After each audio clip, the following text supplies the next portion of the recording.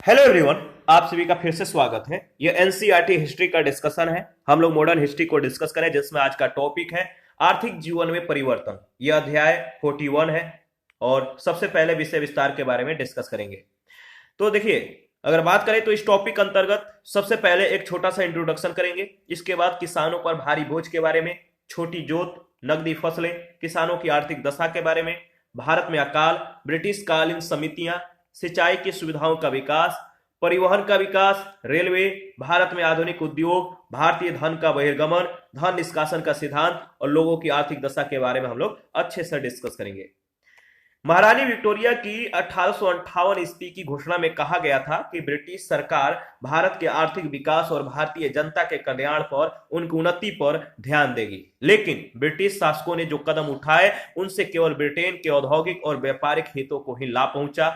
भारतीय अर्थव्यवस्था का पिछड़ापन जो है, अवनति जो है वो बरकरार रहा। जनता की गरीबी बढ़ती गई, दिन दुगना रात चौगुना जो है ये गरीब होते गए। 19वीं सदी के उत्तरार्ध में और उसके पश्चात भी भारतीय जनता के आर्थिक जीवन में अनेक परिवर्तन हुए। इन परिवर्तनों का एक महत्वपूर्ण परिणाम यह हुआ कि भारत के विभिन्न क्षेत्र धीरे धीरे एक दूसरे पर आश्रित हो गए। परंतु इसका एक सकारात्मक परिणाम भी हुआ। भारत में समरूप आर्थिक जीवन का उदय होने लगा, जिसने देश का एकीकरण में योगदान दिया। इसके बाद किसानों पर भारी बोझ के बारे में हम लोग डिस्कस करेंगे। ठीक है। कंपनी के शासन काल में अगर बात करें तो जमींदारी और रैयतवाड़ी भू राजस्व व्यवस्थाएं लागू की गई थी। जिन क्षेत्रों में जमींदारी व्यवस्था लागू की गई थी, वहां जमींदार सरकार और किसानों के बीच मध्यस्थ बनकर राजस्व वसूल करके सरकार को दे देते थे। अगर बात करें तो रैयतवाड़ी व्यवस्था में सरकार का किसानों से सीधा संबंध था। रैयतवाड़ी व्यवस्था में सरकार का किसानों से सीधा संबंध था। राजस्व की नियमित वसूली हो सके, इसके लिए ये व्यवस्थाएं लागू की गई थी। परंतु जल्द ही यह स्पष्ट हो गया कि जमींदारी व्यवस्था ने किसानों पर जो है अत्यधिक बोझ डाल दिया है। जमींदारों के द्वारा किसानों से की जाने वाली अवैध मांगों पर रोक लगाने के लिए अनेक कानून पास किए गए। ये कानून जमींदारों के द्वारा किसानों पर रोक लगाते थे, परंतु ये कानून अधिकांशतः जो है निष्फल रहे। इसका कोई प्रभावी परिणाम नहीं निकला।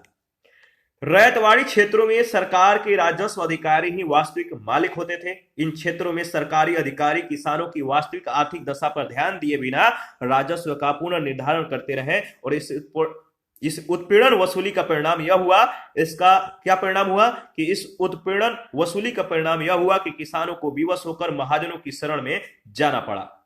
इस शोषण के विरुद्ध बंगाल और दक्कन में 19वीं सदी के 8वें दशक में किसान विद्रोह हुए। किसानों ने दंगे किए, दुकानों और घरों को आग लगा दी और अनाजों के गोदाम को जो है लूट लिए गए। परंतु राजस्व की वृद्धि को रोकने के लिए कोई सकारात्मक कदम नहीं उठाए गए। जमींदारी और रैयतवाड़ी दोनों ही क्षेत्रों में बड़े किसानों ने अपनी भूमि को जो है छोटे किसानों को लगान या बटाई पर देना प्रारंभ कर दिया। इससे किसानों का जीवन और भी कष्टकर हो गया, कष्टदायी हो गया।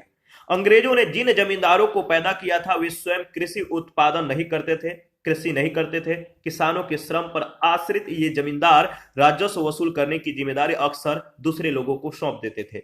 जमींदारों से यह अधिकार प्राप्त करने वाले कुछ लोग इससे दूसरे लोगों को बेच देते थे। तो क्रम कैसा था? जमींदार राजस्व वसूली करने के लिए जो जिम्मेदारी था अक्सर ये दूसरे लोगों को दे देते थे, ये दूसरे लोग किसी और को दे देते थे। इस तरह से क्रम चलता रहता था और परिणाम स्वरूप क्या हुआ? राज और किसानों के बीच मध्यस्थों की संख्या बढ़ती गई। ये सभी बिचौलिया बिना कोई उपयोगी कार्य किए किसानों के द्वारा किए जाने वाले उत्पादन पर आश्रित हो गए, जिसके कारण किसानों का शोषण और भी अधिक होने लगा। इनकी दरिद्रता जो है और भी बढ़ने लगी। रैयतवाड़ी व्यवस्था वाले क्षेत्रों में बड़े किसानों ने अपनी भूमि छोटे किसानों को बटाई पर देनी शुरू कर दी। इससे वास्तविक किसानों का शोषण और अधिक बढ़ गया। इन सभी बिचौलियों की खेती में कोई दिलचस्पी नहीं थी, इसीलिए कृषि का कार्य पिछड़ता गया। कोई रिफॉर्म नहीं हुआ, कोई उन्नति का कार्य नहीं हुआ। बिचौलियों को हटाने के लिए, याद रखिएगा, बिचौलियों को हटाने के लिए कुछ कानून भी बनाए गए, परंतु भारत के स्वतंत्र होने के बाद तक इस दिशा में कोई कारगर या सकारात्मक कदम नहीं उठाया गया। इसके बाद छोटी जोत के बारे में हम लोग डिस्कस करेंगे। कृषि के पिछड़ेपन का एक और महत्वपूर्ण कारण था छोटी छोटी जोतें। जब आबादी बढ़ने लगी तो जमीन पर भी भार बढ़ता गया। उद्योग का विस्तार न होने के कारण कोई अतिरिक्त काम भी नहीं थे। उस समय के उत्तराधिकारी कानूनों के कारण जो है जोतें लगातार विभक्त होती गई। जैसे जैसे लोग अपनी जीविका के लिए खेती पर निर्भर होते गए, वैसे वैसे जोतों का अधिकाधिक बंटवारा होता गया। उदाहरण स्वरूप अगर बात करें तो दक्कन में 1771 ईस्वी में और 1915 ईस्वी के बीच जोतों का औसत क्षेत्रफल जो है 40 एकड़ से घटकर 7 एकड़ हो गया। इसी कारण अधिकांश किसान अपने परिवार के भरण पोषण के लिए पर्याप्त अनाज पैदा नहीं कर पाते थे। 19वीं सदी के उत्तरार्ध से कृषि भूमि का विस्तार हुआ, परंतु इससे भी भूमि पर आबादी का दबाव कम नहीं हुआ। बढ़ती आबादी के लिए रोजगार के अतिरिक्त अवसर उपलब्ध नहीं थे। ठीक है, और 1872 ईस्वी में जब पहली बार जनगणना की गई तो उस समय भारत की आबादी कितनी थी? उस समय भारत की आबादी 20 करोड़ 60 लाख थी। 1901 ईस्वी में आबादी बढ़कर 28 करोड़ 30 लाख हो गई। 40 साल बाद यानी 1941 ईस्वी में आबादी बढ़कर जो है 38 करोड़ 90 लाख पर पहुंच गई। लेकिन जनसंख्या में हुई वृद्धि के बराबर कुल कृषि उत्पादन में वृद्धि नहीं हुई, जिसमें खाद्यान्नों का उत्पादन घट गया। इसके बाद नगदी फसलें के बारे में अगर बात करें तो खाद्यान्नों के उत्पादन में कमी आने का कारण यह भी था कि कपास, जूट और तिलहन जैसी नगदी या व्यावसायिक फसलों के उत्पादन को अत्यधिक महत्व दिया गया। सरकार ने व्यावसायिक फसलों के उत्पादन को तो प्रोत्साहन दिया ही, लेकिन खाद्यान्नों की कमी की ओर कोई ध्यान नहीं दिया। 1861 से 65 ईस्वी तक अमेरिका में गृह युद्ध चला, इसीलिए वहां से जो इंग्लैंड के कपड़ा मिलों को कपास पहुंचना बंद हो गया। इंग्लैंड के कपड़ा मिलों की आवश्यकता के लिए अंग्रेजों ने भारत के कपास के उत्पादन को जो है प्रोत्साहन देने के लिए विशेष कदम उठाए। इससे भारतीय किसानों का एक समुदाय तो कुछ समय के लिए समृद्ध हो गया, परंतु खाद्यान्नों का उत्पादन घट गया। खाद्यान्न संकट मंडराने लगा। देश के कुछ भागों के किसानों को जो है अंग्रेज जो बगान मालिक थे, इन्होंने नील की खेती के लिए जो है नील की खेती करने के लिए उन्हीं के द्वारा तय की गई कीमत पर बेचने के लिए बाध्य किया। ठीक है, तो देख सकते हैं नकदी फसलों का किस तरह से जाल फैला। देखिए, अगर बात करें तो इसके बाद जो किसानों की जो आर्थिक दशा थी वो किस तरह से थी, किस तरह से इनकी जो दशाएं थी बदहाल थी। देश के स्वतंत्र होने तक भारत की ग्रामीण जनता दो प्रकार की विपदाओं से लगातार त्रस्त रही। ये दो त्रासदियां हैं, जिसमें पहला कर्ज का बोझ, दूसरा अकाल था। स्पष्ट था कि भारत की कृषि का स्तर जो है अत्यंत निम्न था। ग्रामीण कर्जदार के बारे में अगर बात करें तो देखिए, किसान कहीं के भी हो आसानी से कर्जदार बन जाते हैं। भारत के किसानों को केवल महाजनों से ही कर्ज मिलता था, परंतु जहां अन्य देशों के किसान कर्ज का उपयोग बीज, खाद, कृषि उपकरणों आदि खरीदने और भूमि को सुधार करने के लिए करते थे, वही भारत के किसान कर्ज का उपयोग पुनः गैर उत्पादक कार्यों में करते थे।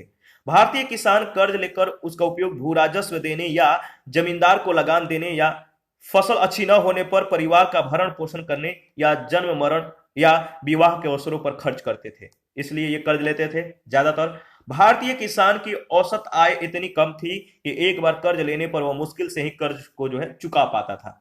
1860 ईस्वी में सभी प्रांतों के 2/3 किसान कर्ज में डूब गए थे। भारत में ब्रिटिश शासन के पूरे दौर में यह स्थिति बरकरार रही। कर्ज वापस न करने का परिणाम यह होता था कि किसानों की जमीन महाजनों के अधिकार में चली जाती थी।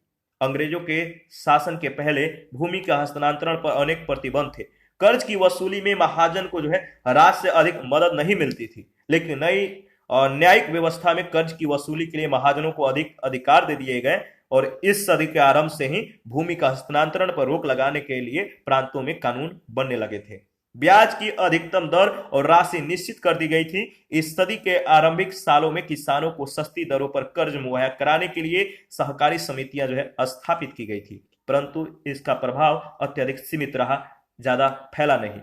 भारत में अकाल अगर बात करें तो किस तरह से रहा, क्यों अकाल पड़ता था, तो भारतीय किसानों का पूर्णतः मानसून पर आश्रित होना अकाल का एक मुख्य कारण था। ये जो भारतीय किसान थे ये पूर्ण रूप से मानसून पर आश्रित होते थे। ये अकाल का एक कारण था। फसल अच्छी होने पर भी वे इतना नहीं बचा पाते थे कि अकाल के दिनों में जो है अपने लिए कुछ खाद्यान्न को सुरक्षित रख सकें, अकाल के समय में उसका उपभोग कर सकें। 1860 ईस्वी से 1908 ईस्वी तक मानसून के उतार चढ़ाव के कारण लगातार 20 वर्ष तक अकाल जैसी स्थिति बनी रही, क्योंकि उस समय जो है मानसून पर पूर्ण रूप से निर्भर लोग रहते थे। सिंचाई की कोई अच्छी सुविधाएं नहीं थी, नहर नाले नहीं थे, ठीक है, ताकि जिससे सुविधा मतलब कि सिंचाई की सुविधाएं को प्राप्त की जा सके। तो पूर्ण रूप से मानसून पर आश्रित थे, इसलिए अकाल की जो खतरा था वो हमेशा मंडराते रहता था।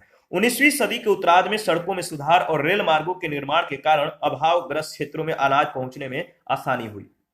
फिर भी देश के किसी न किसी क्षेत्र में अकाल पड़ते रहे। वास्तव में समस्या यह थी कि छोटे किसान और मजदूर दिन में 2 बार का भोजन मुश्किल से जुटा पाते थे।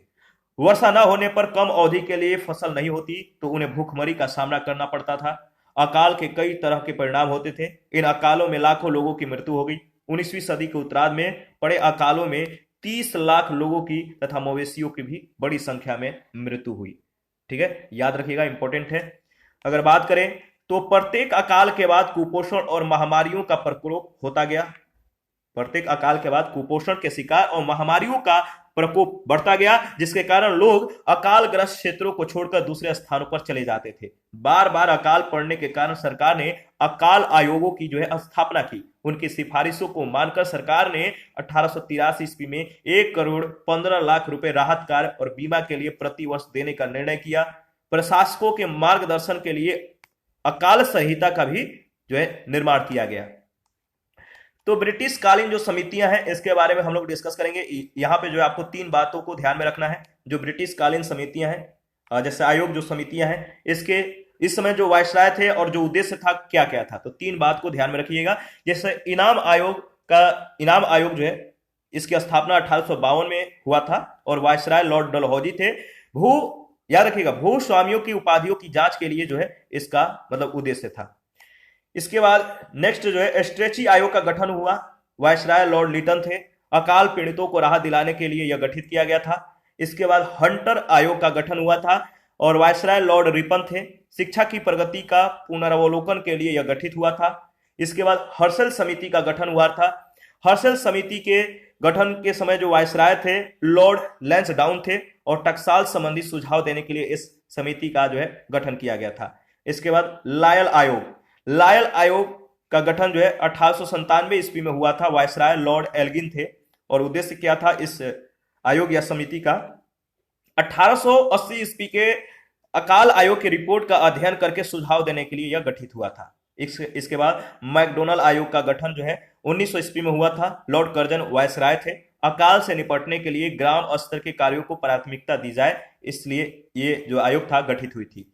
इसके बाद मॉनक्रिफ आयोग का गठन हुआ 1901 ईस्वी में। लॉर्ड कर्जन वायसराय थे। सिंचाई व्यय की योजना बनाने के लिए इस आयोग का गठन किया गया था। इसके बाद रैले आयोग का गठन हुआ था 1902 ईस्वी में। लॉर्ड कर्जन इसके वायसराय थे इस समय और विश्वविद्यालय से संबंधित कार्यों के लिए यह आयोग गठित हुआ था। इसके बाद फ्रेजर आयोग के समय जो वायसराय थे लॉर्ड कर्जन थे और इसका उद्देश्य क्या था इस आयोग का? तो पुलिस प्रशासन की कार्य पद्धति की जांच करने के लिए यह गठित किया गया था। इसके बाद सैडलर आयोग का गठन हुआ था 1917 ईस्वी में और लॉर्ड चेम्सफोर्ड इस समय वायसराय थे। कलकत्ता विश्वविद्यालय की कार्य प्रणाली और उसके दोषों की जांच करने के लिए यह समिति गठित हुई थी। इसके बाद शाही आयोग का गठन 1923 ईस्वी में हुआ। लॉर्ड रीडिंग वायसराय थे। नागरिक सेवा से संबंधित समस्याओं पर यह गठित हुआ था। इसके बाद सैंडहर्स्ट समिति का गठन 1925 में हुआ था और लॉर्ड रीडिंग इस समय वायसराय थे। अंग्रेजी सेना का भारतीयकरण करने संबंधी सुझाव के लिए इस समिति को गठित किया गया था। इसके बाद बटलर समिति का गठन 1927 में हुआ था। लॉर्ड इरविन वायसराय थे। ब्रिटिश परमसत्ता और देशी राज्यों के अच्छे संबंध स्थापित करने के उद्देश्य से यह समिति गठित हुई थी। इसके बाद अगर बात करें तो लिंडसे आयोग का गठन 1929 में हुआ था। लॉर्ड इरविन वायसराय थे। मिशनरी शिक्षा के विकास के लिए यह गठित हुआ था। व्हिटले आयोग का गठन 1929 में हुआ था और लॉर्ड इरविन इसके वायसराय थे इस समय और भारत में औद्योगिक कार्यशालाओं और बगीचों में श्रम की स्थिति में सुधार व सुझाव के लिए इस आयोग का गठन किया गया था। इसके बाद सप्रू समिति 1934 में गठित हुई थी। लॉर्ड वेलिंगटन इसके वायसराय थे इस समय और संयुक्त राज्य में बेरोजगारी के कारणों के अध्ययन के लिए विशेषकर मध्य मार्ग में क्या था कि इसकी रिफॉर्म के लिए इस समिति का गठन किया गया था। वुडहेड आयोग का गठन 1943 से 44 के बीच हुआ था। लॉर्ड वेवेल इसके वायसराय थे और उद्देश्य था बंगाल दुर्भिक्ष यानी बंगाल अकाल के कारणों की जांच के लिए यह समिति गठित की गई थी। तो याद रखिएगा, इंपॉर्टेंट है। तो कौन सी समिति कब गठित हुई थी, वायसराय कौन थे, उद्देश्य क्या था? तो 3-4 पॉइंट आपको ध्यान में रखना है। 2-3 बार इसको रिवीजन कर लीजिएगा। लगान माफी, सिंचाई व्यवस्था का विस्तार और प्रभावित लोगों को आर्थिक सहायता देना आदि इस संहिता के कुछ महत्वपूर्ण बिंदु थे, परंतु सरकार समस्या की जड़ तक नहीं पहुंच सकी। सरकार ने 1880 ईस्वी के अकाल आयोग का यह सुझाव नहीं माना जिसमें खेती में लगे हुए अतिरिक्त लोगों के लिए अन्य अवसर खोजे जाए। 20वीं सदी में कम अकाल पड़े, वे अत्यधिक भयंकर भी नहीं थे। इसका मुख्य कारण था सिंचाई, परिवहन और राहत कार्यों में सुधार। उस समय तक लोग बार बार पड़ने वाले अकाल के प्रति जो है सचेत हो गए थे। फिर भी 1943 ईस्वी में बंगाल में एक भयंकर अकाल पड़ा, उसमें लगभग 30 लाख लोगों की मृत्यु हो गई। सिंचाई की सुविधाओं का विकास किस तरह से हुआ, इसके बारे में डिस्कस करेंगे। क्रम देखिए किस तरह से बढ़ रहा है। तो प्राचीन काल से ही शासन के द्वारा जो है यह सामूहिक प्रयासों से तालाब, कुआं, नहरें और बांध बनवाए जाते रहे। अकाल के समय सिंचाई की समस्या पर सदैव विशेष ध्यान दिया गया। सभी अकाल आयोगों ने सिंचाई की सुविधाएं बढ़ाने की सिफारिशें की और इन आयोगों ने नहरों के विकास पर भी विशेष बल दिया। सिंचित भूमि के क्षेत्रफल में अत्यधिक वृद्धि नहीं हुई। 1940 ईस्वी तक 13% भूमि में ही सिंचाई होती थी। फिर भी इससे वर्षा नहीं होने पर पड़ने वाली आपदाओं में कमी आई। सिंचाई वाले क्षेत्रों में फसलें पैदा करने में ज्यादा खर्च आता था, क्योंकि किसानों को नहरों के पानी का इस्तेमाल करने पर पैसा देना पड़ता था। इसलिए किसान ऐसी फसलें लगाने लगे जिनकी बाजार में अधिक कीमत मिलती थी और इस प्रकार नकदी फसलों के उत्पादन को बढ़ावा मिला। वर्तमान सदी के आरंभ से कृषि के विकास के लिए सरकार ने कुछ रचनात्मक नीतियां भी अपनाई। देखिए, कृषि के विषय में जानकारी एकत्र करने के लिए कृषि विभाग स्थापित किए गए। विकास की योजनाएं पूरी करने की जिम्मेदारी कृषि विभाग को सौंप दी गई। कृषि क्षेत्र में उच्च शिक्षा देने के लिए अनुसंधान कार्य और प्रायोगिक कृषि के लिए बिहार में इंपीरियल इंस्टीट्यूट ऑफ एग्रीकल्चर की स्थापना की गई। कहां पर? बिहार में। देश के विभिन्न भागों में कृषि स्कूल और कॉलेज भी स्थापित किए गए, याद रखिएगा। और इस प्रकार कृषि के विकास के लिए कुछ अन्य कदम भी उठाए गए, परंतु जमींदार भूमि में कोई सुधार किए बिना, मतलब सुधार कोई नहीं किए, जो जमींदार थे भूमि में सुधार किए बिना ही किसानों से ज्यादा जो लगान था वसूल करते रहे। इसीलिए आधुनिक और उन्नत कृषि कर्म की दशा में अधिक जो है प्रगति नहीं हुई। कृषि पैदावार में वृद्धि तो हुई, परंतु उससे अधिक वृद्धि जनसंख्या में हुई। तो कृषि पैदावार में जितना वृद्धि हुआ उससे कहीं ज्यादा जनसंख्या में वृद्धि हुआ, ठीक है, जिसका परिणाम सामने आया। भूमि के वितरण में असमानताएं जो है होने के कारण कठिनाइयां और भी अधिक बढ़ गई थी। ऐसे किसानों की संख्या जो था बहुत अधिक था, जो खेती तो करते थे लेकिन भूमि के मालिक नहीं थे। ऐसे खेतिहर मजदूरों की संख्या भी बढ़ती गई, जिन्हें वर्ष में केवल कुछ महीने खेती का काम मिलता था। कृषि के क्षेत्र में उन्नति करने के लिए यह आवश्यक था कि भूमि स्वामित्व से संबंधित असमानताओं को समाप्त किया जाए, असली किसानों को स्वामित्व के अधीन अधिकार जो है दिए जाए और खेतीहर मजदूरों के हितों की रक्षा की जाए। इसके बाद परिवहन का विकास हुआ। परिवहन का विकास किस तरह से जो है इसमें फायदेमंद हुआ, इसके बारे में डिस्कस करेंगे। देश के आर्थिक विकास के लिए परिवहन और संचार के अच्छे साधन आवश्यक हैं। 19वीं सदी के मध्यकाल तक इन मामलों में भारत की जो स्थिति थी वो चिंताजनक थी। उस समय तक देश में केवल दो आधुनिक मुख्य कह सकते हैं कि अधूरी मुख्य सड़कें थी। दो केवल अधूरी मुख्य सड़कें थी, जो एक कलकत्ता और दिल्ली के बीच, दूसरा बंबई और आगरा के बीच था। 19वीं सदी के लगभग मध्यकाल से परिवहन और संचार के साधनों को उन्नत बनाने पर विशेष ध्यान दिया गया। सड़कें बनाने के अतिरिक्त परिवहन और संचार के नए साधनों को, विशेषकर रेलवे और टेलीग्राफ को जो है प्रारंभ किया गया। 1857 ईस्वी के विद्रोह से अंग्रेजों को यह ज्ञात हो गया, यह मालूम हो गया कि भारत पर अपना शासन कायम रखने के लिए उन्हें संचार के साधनों का विस्तार और विकास करना होगा। ब्रिटेन के हित में भारत के आर्थिक शोषण को तीव्र बनाने के लिए जो है कह सकते हैं तीव्र बनाने के लिए भी परिवहन और संचार के साधनों में सुधार करना आवश्यक था। इसके बाद रेलवे के बारे में डिस्कस करते हैं, तो बहुत ज्यादा इंपॉर्टेंट है।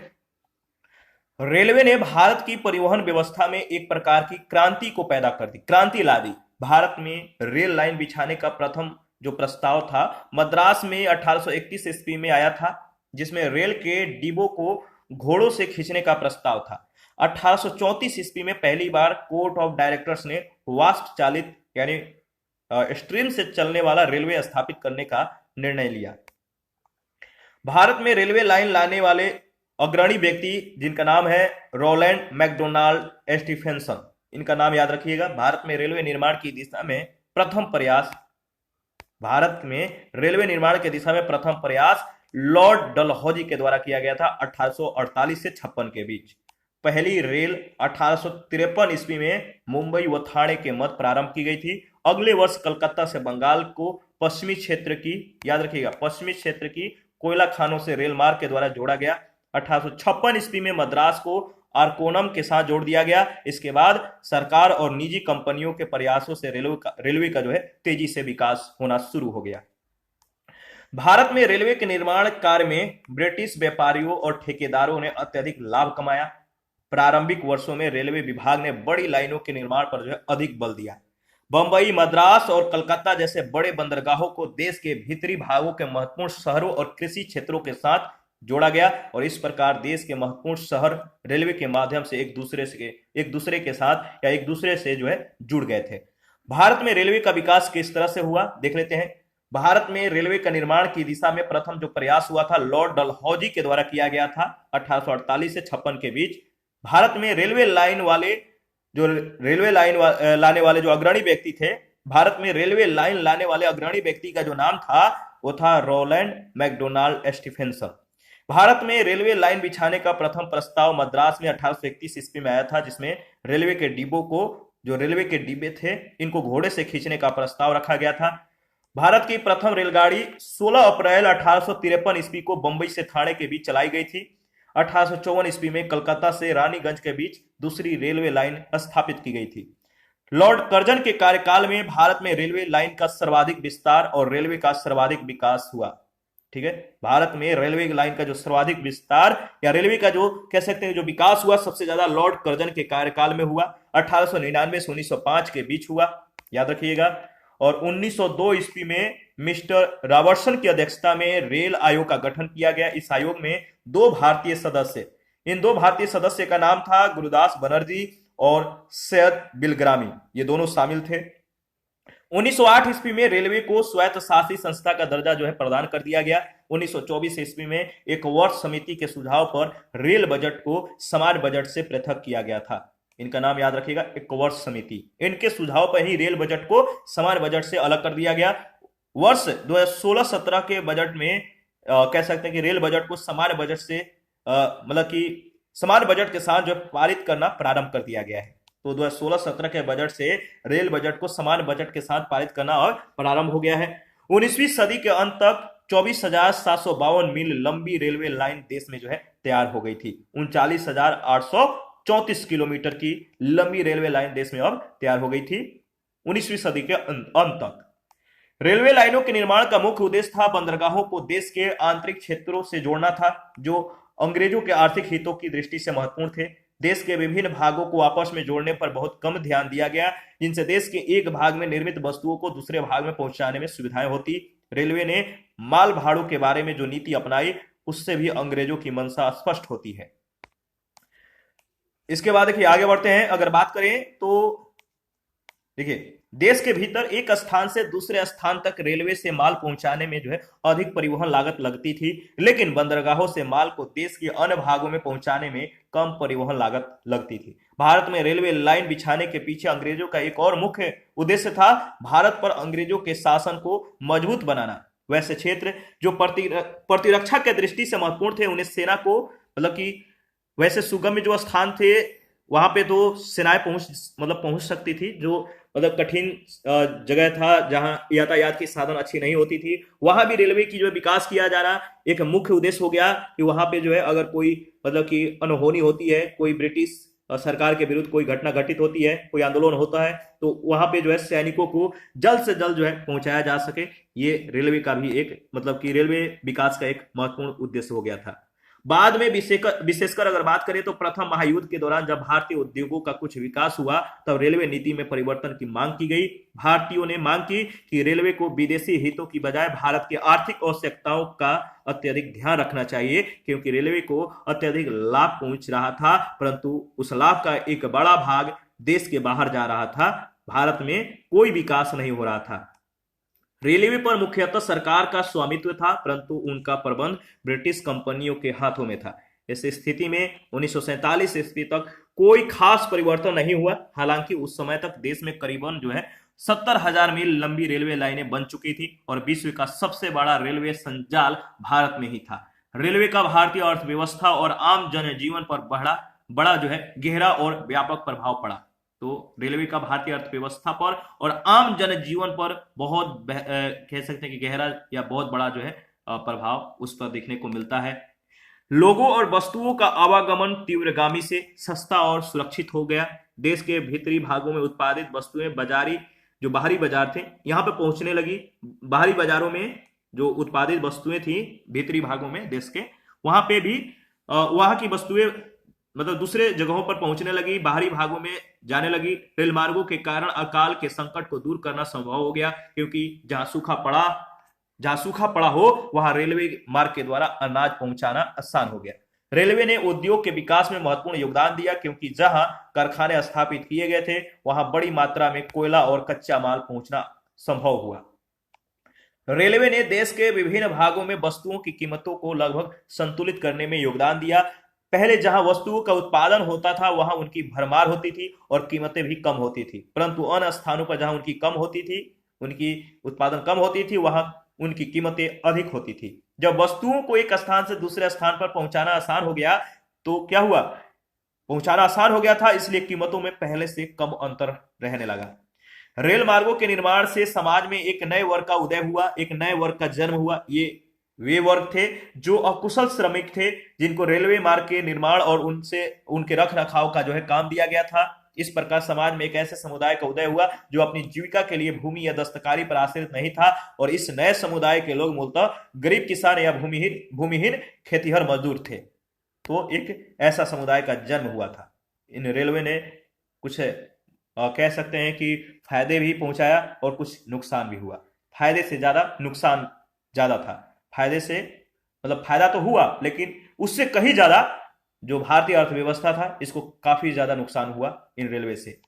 इंग्लैंड में रेलवे के आरंभ के कुछ वर्ष पश्चात भारत में रेलवे की जो है शुरुआत हो गई थी। रेलवे के लिए जो है बड़े पैमाने पर लोहे और कोयले का इस्तेमाल होता था। तो याद रखिएगा, कह सकते हैं कि जो रेलवे है, रेलवे के लिए बड़े पैमाने पर लोहे और कोयले का इस्तेमाल होता था, और उनमें एक आधुनिक मशीन भाप के इंजन का प्रयोग होता था। रेलवे की स्थापना के साथ भारत में आधुनिक उद्योग, लोहे, इस्पात उद्योग और रेलवे इंजन बनाने वाले कारखानों की शुरुआत हो जानी चाहिए थी, परंतु ऐसा नहीं हुआ, क्योंकि रेलवे की स्थापना का उद्देश्य था भारत का औद्योगिक विकास करना नहीं, बल्कि भारत का और अधिक आर्थिक शोषण करना था। रेल इंजन इंग्लैंड से आयात किए जाते थे। रेल इंजन कहां से आयात किया जाता था, तो याद रखिएगा, रेल इंजन जो है ये इंग्लैंड से मतलब कि आयात किया जाता था, ठीक है। और क्योंकि भारत के लौह और इस्पात उद्योग को प्रोत्साहन नहीं दिया गया, कोयला खनन को विकसित किया गया, परंतु कह सकते हैं कि इनका मुनाफा भारत की कोयला खानों के अंग्रेज मालिकों को मिलता था। रेलवे की मरम्मत के लिए भारत में कुछ कारखाने स्थापित किए गए। रेल मार्ग के विस्तार के साथ साथ नई सड़क का निर्माण किया गया, जिसके कारण गांवों को आपस में जोड़ा गया, और इसके कारण गांवों में पैदा की जाने वाली फसलों को बाहर के बाजारों में बेचा जाना आसान हो गया, और साथ ही बाहर तैयार हुई वस्तुओं को अब गांवों में बेचना संभव हो गया। यानी जो देश के अंदर की जो वस्तुएं थी वो बाहर भी जाने लगी, और जो बाहर की वस्तुएं थी वो देश के अंदर भी आने लगी। इस यातायात से परिवहन के साधनों में किए गए ये सभी सुधार अंग्रेजों के हितों को बढ़ाने के लिए थे, परंतु इनसे देश के विभिन्न भागों को एक दूसरे के निकट लाने में भी सहायता मिली। भारत में आधुनिक उद्योग के बारे में अगर बात करें तो देखिए, 19वीं सदी के उत्तरार्ध में भारत में कुछ आधुनिक उद्योग जो है अस्तित्व में आए। ये दो प्रकार के थे, बगान उद्योग और मशीन उद्योग। इन उद्योगों पर अगर बात किया जाए तो इन उद्योगों पर प्रमुखतः ब्रिटिश कंपनियों का स्वामित्व और नियंत्रण था। भारतीय भी कुछ उद्योगों के मालिक थे, परंतु सरकार से सहयोग न मिलने के कारण भारतीयों के इन उद्योगों का तेजी से विकास नहीं हो सका। तो सरकार से जो है सहयोग नहीं मिलता था, इसलिए इनके उद्योगों का विकास तेजी से नहीं हो पा रहा था। औद्योगिक विकास के प्रारंभिक दौर में प्रत्येक देश को विदेशी प्रतियोगिता से जो है अपने को बचाने के लिए संरक्षण की नीति अपनानी पड़ती थी, परंतु भारत में ब्रिटिश सरकार ने लंबे समय तक इस प्रकार की कोई कार्यवाही नहीं की, क्योंकि इससे क्या होता, लंबे समय तक इस प्रकार की कोई कार्यवाही नहीं की क्योंकि उससे इंग्लैंड के हितों को जो है हानि पहुंचती। स्वदेशी आंदोलन जो 7 अगस्त 1905 को प्रारंभ हुआ, स्वतंत्रता आंदोलन का एक महत्वपूर्ण अंग था। इसने भारतीयों को प्रत्येक क्षेत्र में आत्मनिर्भर बनाने के लिए प्रेरित किया। पिछली सदी के तीसरे दशक में कुछ उद्योगों को जो है संरक्षण प्राप्त हुआ, और दूसरे महायुद्ध के दौरान सैनिक प्रयोग व लोगों के उपयोग दोनों के लिए वस्तुओं की मांग बढ़ गई। आगे बढ़ते हैं, ध्यान रखिएगा। अगर बात करें तो जितनी वस्तुएं आयात होती थी उससे मांग कहीं अधिक थी। जो वस्तुएं जितनी आयात होती थी उससे कहीं ज्यादा डिमांड होती थी। ऐसी स्थिति में भारतीय उद्योगों को बढ़ावा मिलना स्वाभाविक था तथा सरकार ने उन्हें संरक्षण का जो है आश्वासन दिया। लेकिन बड़े स्तर पर औद्योगिकरण का आरंभ भारत के स्वतंत्र होने के पश्चात ही हुआ। इसके बाद अगर बात करें तो बगान के बारे में डिस्कस कर लेते हैं। यूरोपियों ने जिन क्षेत्रों में भारतीय स्रोतों का सबसे अधिक लाभ उठाया उनमें से एक था बगान उद्योग। इनकी शुरुआत 18वीं सदी के अंतिम वर्षों में नील से रंग तैयार करने के साथ हुई। नील की जो खेती थी यहां से तैयार होती है। इस तरह की पृष्ठभूमि बिहार और बंगाल के कुछ खास जिलों में नील की खेती की जाती थी। भारत से निर्यात की जाने वाली वस्तुओं में 1805 ईस्वी तक नील एक प्रमुख वस्तु बन गई थी, परंतु 19वीं सदी के अंतिम वर्षों में नील की मांग घटती गई क्योंकि तब सस्ते और अधिक टिकाऊ कृत्रिम रंगों का उत्पादन जो है प्रारंभ हो चुका था। भारत में चाय बागान उद्योग की स्थापना 19वीं सदी के मध्यकाल में हुई थी, जिसके बड़े बागान जो चाय के बड़े बागान थे वो असम, बंगाल और दक्षिण भारत में थे। धीरे धीरे चाय का उत्पादन बढ़ता गया और 20वीं सदी के आरंभिक वर्षों में विश्व के चाय बाजार में भारत का प्रथम स्थान हो गया। 1940 ईस्वी तक भारत में उत्पादित चाय का 80% निर्यात होने लगा तथा इंग्लैंड इसके लिए सबसे बड़ा बाजार बन गया।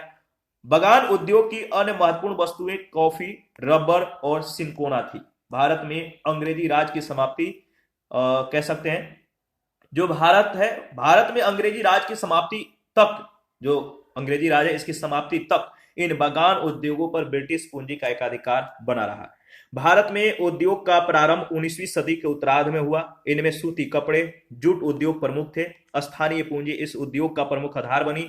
सर्वप्रथम 1818 ईस्वी में कलकत्ता में एक मिल की स्थापना की गई, परंतु इस अपवाद को छोड़कर यह उद्योग बंबई क्षेत्र में केंद्रित रहा।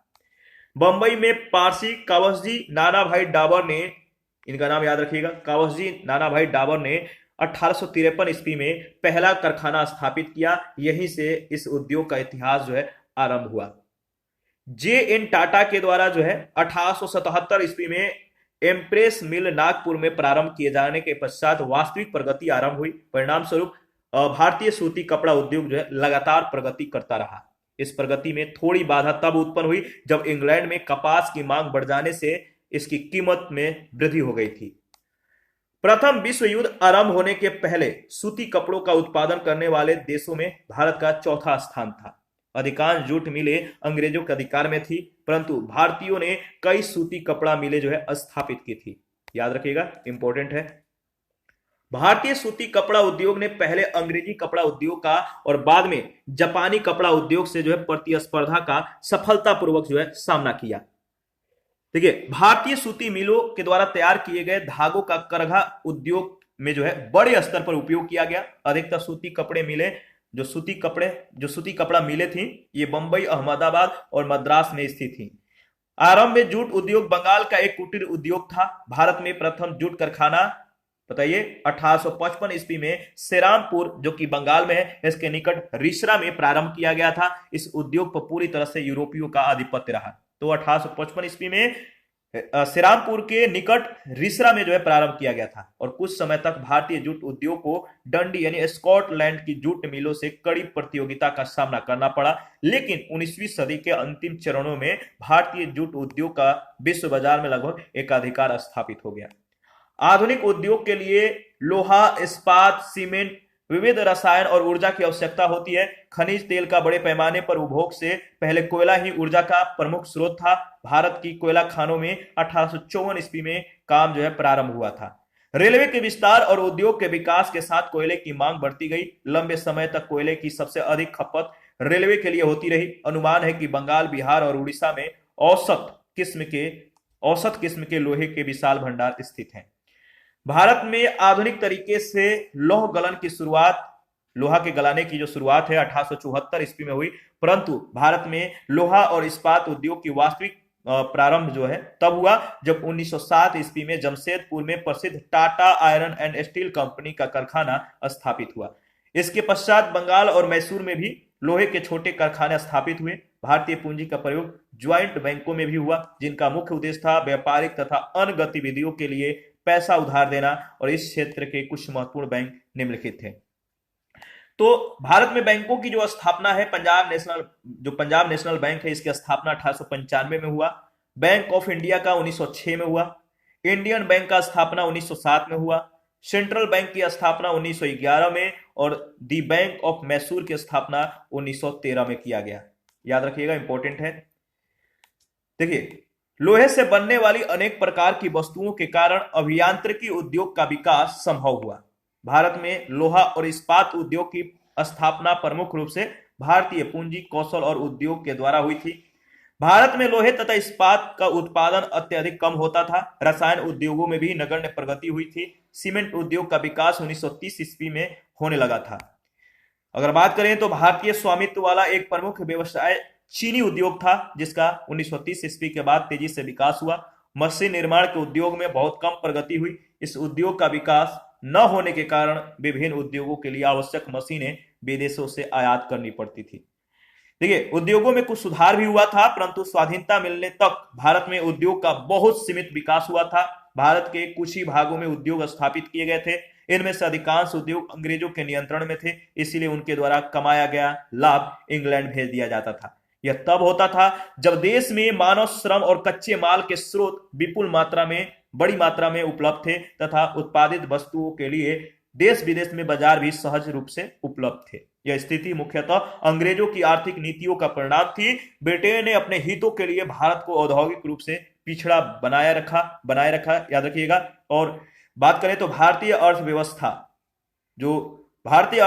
था, ब्रिटिश अर्थव्यवस्था के सामने अत्यंत पिछड़ी अवस्था में पहुंच चुकी थी।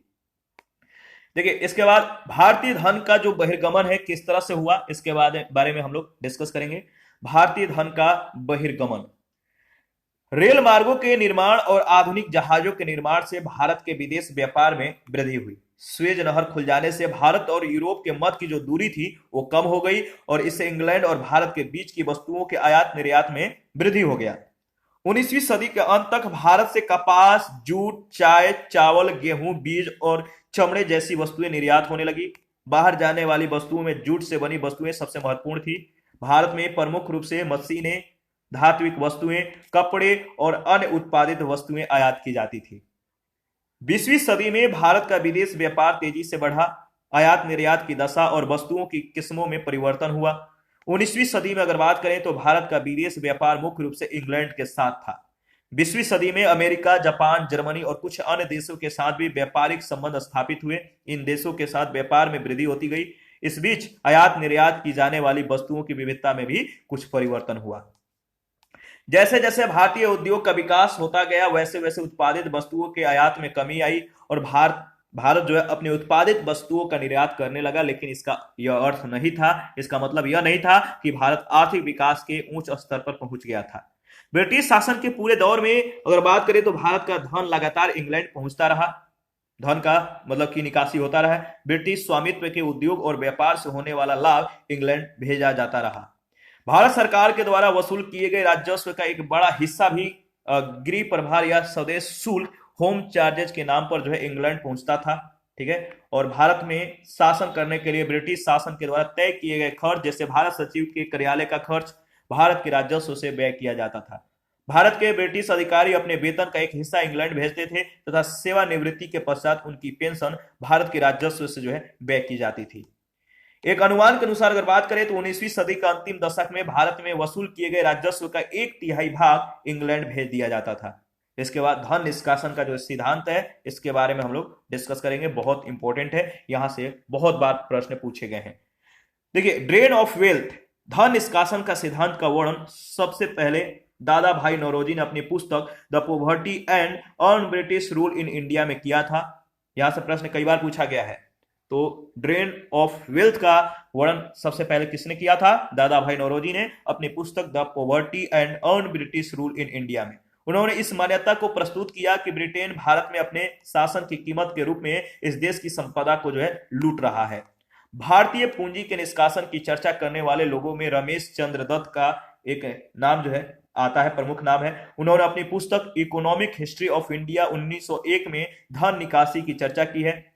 27 फरवरी 1901 को अपने भाषण में इन्होंने कहा कि भारत से हो रही धन निकासी का उदाहरण आज तक विश्व के किसी अन्य देश में ढूंढने से नहीं मिल सकता। 1896 ईस्वी में कांग्रेस के कलकत्ता अधिवेशन में नौरोजी के धन निष्कासन के सिद्धांत को जो है स्वीकार कर लिया गया और दादा भाई नौरोजी ने धन निकास सिद्धांत को जो है अनिष्टों में सर्वाधिक अनिष्ट यानी इविल ऑफ ऑल इविल्स की संज्ञा दी थी। मद्रास के बोर्ड ऑफ रेवेन्यू के अध्यक्ष जॉन सुलिवन ने कहा कि हमारी व्यवस्था बहुत कुछ जो है स्पंज की तरह काम करती है, जिसके द्वारा गंगा तट से सभी अच्छी चीजों को सोख लिया जाता है तथा टेम्स नदी के किनारे लाकर जो है उसे निचोड़ा जाता है। इस तरह से जो है अपनी बातों को उन्होंने प्रस्तुत किया। इसके बाद लोगों की जो आर्थिक दशा थी इसके बारे में डिस्कस करेंगे। भारतीय समाज में जिन दो नए वर्गों का उदय हुआ था वे थे पूंजीपति और औद्योगिक मजदूर। इनके अतिरिक्त एक नए वर्ग था मध्यम वर्ग। प्रशासनिक व्यवस्था, व्यापार और उद्योग के विस्तार के साथ साथ मध्य वर्ग की संख्या जो था और महत्व तेजी से बढ़ता गया। अनेक व्यक्तियों ने कानून, अध्यापन, इंजीनियरिंग और व्यापार संबंधी व्यवसाय अपनाए। इन नए वर्गों ने भारत के इतिहास में अपनी महत्वपूर्ण भूमिका को निभाया तथा भारत की पुरानी परंपराओं के स्थान पर आधुनिक ढंग से व्यवस्था स्थापित करने का प्रयास किया। ब्रिटिश शासन के दौरान भारतीय जनता की आर्थिक दशा की प्रमुख समस्या उनकी अत्यधिक गरीबी थी। प्रति व्यक्ति औसत वार्षिक आय की यदि ठीक से गणना की जाए तो इससे देश की समान आर्थिक दशा की सही सूचना मिल जाती है। भारत में ऐसी आय का अनुमान जो है सामान्य रूप से ही लगाया गया है कि ऐसे ही एक अनुमान के अनुसार 1947 ईस्वी में प्रति व्यक्ति वार्षिक आय 228 रुपए थी, अर्थात प्रतिदिन 1 रुपए से भी कम प्रति व्यक्ति आय था। समाज के अलग अलग वर्ग थे, इनकी आय लगभग अलग अलग थी, विभिन्न थी। जमींदारों, कारखाना मालिकों, व्यापारियों और मध्यम वर्ग के लोगों की आय अधिक थी। उनकी तुलना में छोटे किसान, खेतिहर मजदूरों की जो आय थी वो बहुत ही कम था, अत्यंत कम हुआ करती थी। कम आय वाले लोगों की संख्या बहुत अधिक थी और उनका जीवन स्तर बहुत निम्न कोटि का था।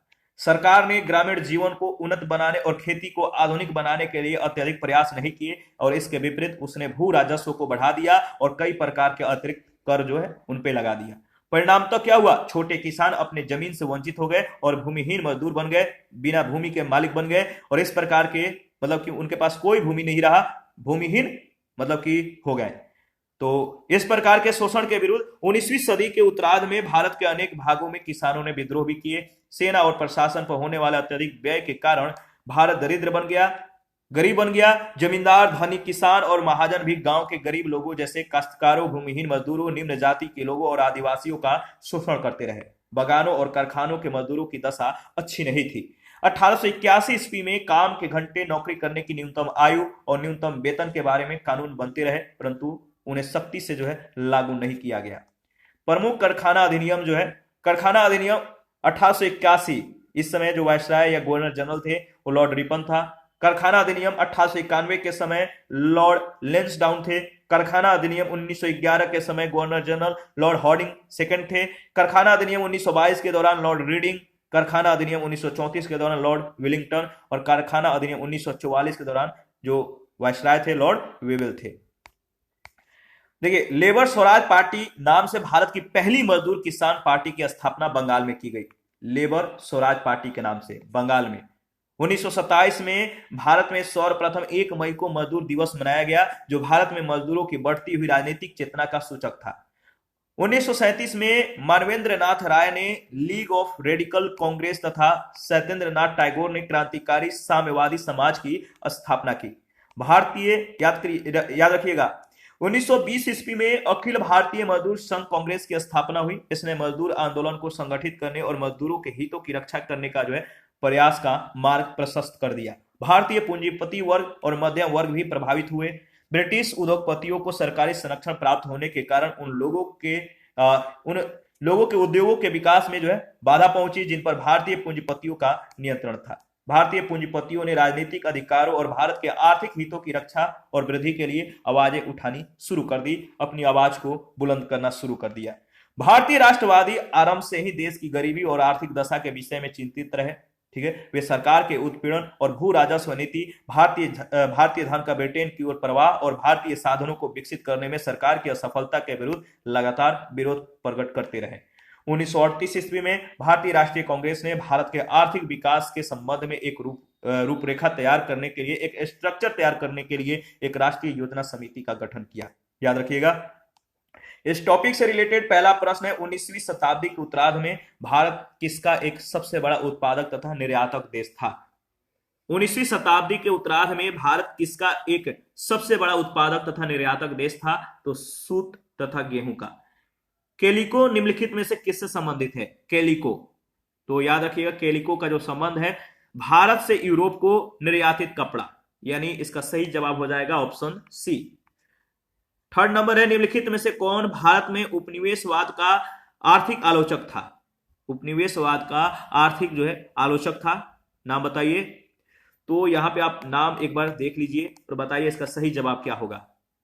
तो देखिए इसका सही जवाब हो जाएगा ऑप्शन डी, दादा भाई नौरोजी, जी सुब्रमण्यम अय्यर और आरसी दत्त। ये तीनों लोग जो थे उपनिवेशवाद का आर्थिक आलोचक थे। डी ऑप्शन बिल्कुल करेक्ट ऑप्शन है। और 4 नंबर है, किस आयोग या समिति ने धन के निर्गमन के मुद्दे पर दादा भाई नौरोजी को या दादा भाई नौरोजी से जो है प्रश्न किया था? किस आयोग या समिति ने धन के निर्गमन के मुद्दे पर दादा भाई नौरोजी से प्रश्न किया था? वेल्बी समिति ने। लॉटरी समिति 1817 किससे संबंधित थी? लॉटरी संबंधी जो लॉटरी संपत्ति थी 1817, इसे इसका संबंध जो था किससे था? तो याद रखिएगा शहरी नियोजन से था। और 6 नंबर है, भारत में प्रथम रेलवे लाइन निम्नलिखित में से किसने बिछवाई थी? तो जॉन क्लार्क ने। सी ऑप्शन बिल्कुल करेक्ट ऑप्शन है। इसी के साथ आज का सेशन समाप्त करते हैं। नेक्स्ट सेशन में धार्मिक तथा सामाजिक सुधार आंदोलन और सांस्कृतिक जागृति के बारे में हम लोग डिस्कस करेंगे। आप अपना प्रतिक्रिया देते रहिए, आपके प्रतिक्रियाओं का हमें बेसब्री से इंतजार रहता है। और आपको पीडीएफ चाहिए तो कमेंट कीजिए, या Telegram channel, Telegram quiz group या चैनल के कम्युनिटी बॉक्स में जाइए, वहां पे इसके रिगार्डिंग में इंफॉर्मेशन को अपडेट कर दिया गया है। थैंक यू, मिलते हैं नेक्स्ट सेशन में। अभी के लिए इतना ही, हमें इजाजत दीजिए।